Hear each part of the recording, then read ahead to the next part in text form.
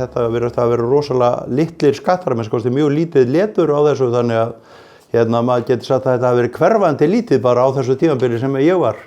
En það eru breytingar sem ég hefði viljað gera. Ég hefði viljað gera breytingar á erfðafjárlögum, ég hefði viljað lækka erfðafjárskattinn. Ég held að við ættum alveg að hugsa það líka hvort við ættum bara að afnema erfðafjárskatt. Þetta eru peningar sem búið að borga skatta af bara þegar þeir mynduðust. Þannig að erfðafjárskattur alveg tvímælalaust tvísköttun. Þó að þetta séu rauðir fletir þá höfum við að raungildi verið að lækka marga þessara skatta. Ég sé hérna fjármagnstekjuskattinn á móti hækkun úr 20 upp í 22%, þá byggum við til frítekjumark sem að gagnast langflestum greiðendum fjármagnstekjuskattsins. Við þurfum að gæta því að skattkerfið segi ekki við þig ef þú vilt eiga sparnað eins og hlutabréf eða aðra slíkar eignir. Að þú eigir að mati skattkerfisins að stofna hlutafélag til þess að halda utan þá eign. Við ættum ekki að gera það í mínum huga. Ég held að fólk eigi verið frjálst af því að fjárfesta sem einstaklingar á þess að skattkerfi sé að refsa því fyrir það. En það líka gaman að sjá hérna margt grænt í þessu. Við fórum auðvitað í breytingar í erfðafjárskatti til að búa til frítekjumark. Mér fannst það að vera mikið sanngirnismál. Þetta maður getur sagt, þetta marg skattlagt fé. Þó að það sé að fara milli kynslóða, þá ekki ástæða til þess að klípa að því enn og aftur. Það ótrúlega þrautsegi sem að fólki að reyna að viðhalda svona sérstökum sköttum. Og það nefnilega svo mikið til í því sem að sagt að það sé ekki til sem heitir tímabundnir skattar. Þeir fái alltaf að lifa. Ég hef verið að leggja áherslu á að afnema þessa skatta og enn lifir hluti af sérstökum íslenskum bankasköttum, en samt til fólk í umræðinni sem segir við viljum gömlu sér íslensku bankaskattana, sem á endanum mun ekki gera neitt annað heldur en að leiða til verri viðskiptakjara við fjármálakerfið og eins líka bara draga úr virði eigna ríkisins í fjármálakerfinu. Já, þegar spurt af hverju maður stoltastur, ég held að sé bara einfaldlega hversu mikið til batnaðar staða ríkissjóðs breyttist á árunum frá 2013 fram til svona 16, 17, 18.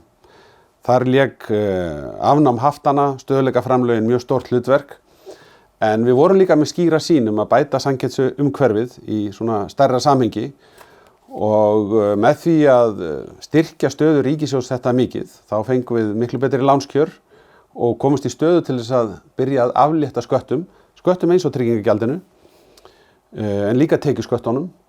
Og maður stoltur af því hvernig svona heildarmyndin hefur breyst á skömmum tíma mjög til batnaðar, en ég líka stoltur af litlu málunum. Mér finnst skipta miklu máli til dæmis hvað við höfum gert fyrir almannaheillarstarfsemi með því að hvetja bæði einstaklinga og fyrirtæki til þess að leggja þeim lið, skatthvatar vegna grænna fjárfestinga, mér finnst þeir líka skipta máli, frítekjumörkin í erfðafjárskattinum, fjármagnstekjuskattinum, það skiptir miklu máli. Og að hafa náð að draga mjög úr skattbyrði þeirra sem eru með minnstu tekjurnar, það finnst mér líka hafa skipt verulega miklu máli.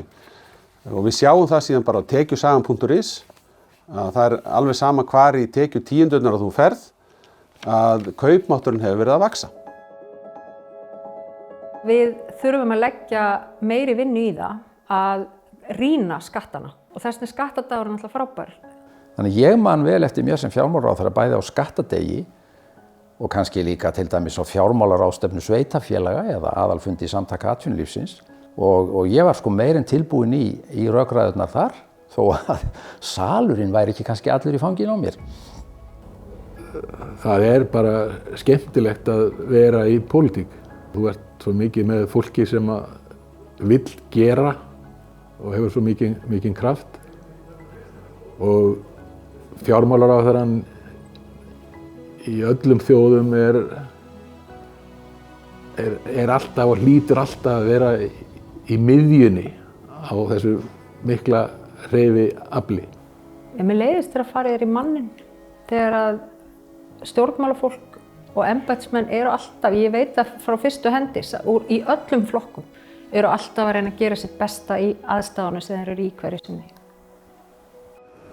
Aðstæður í samfélaginu og í heimshagkerfinu breytast stöðugt. Það þarf alltaf að fylgjast vel með því og margt svoleiðis sem gerist í bæði innanlands og utan getur kallað á endurskoðun á einhverjum atriðum í skattkerfinu til að tryggja það að skattar séu ævinlega eins lágur og hægt er og eins skilvirkir og hægt er, en þó þannig að þeir afli þeirra tekna sem nauðsynlegt er til að tryggja jafnvægi í ríkisbúskapnum.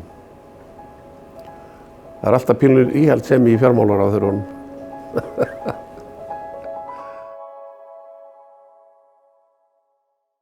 Takk fyrir komuna á skattadaginn 2023. Við sjáumst að ári. Kristófer! Það var að vera þögn! Þið setið þetta bara inn. Kristófer! Þetta hefur einhvern tíma verið einhver sem hefur verið mikið á móti bjórnum á þeim tíma.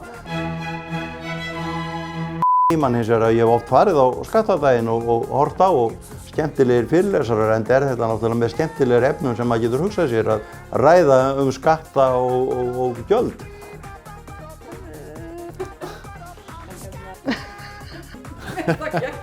Já.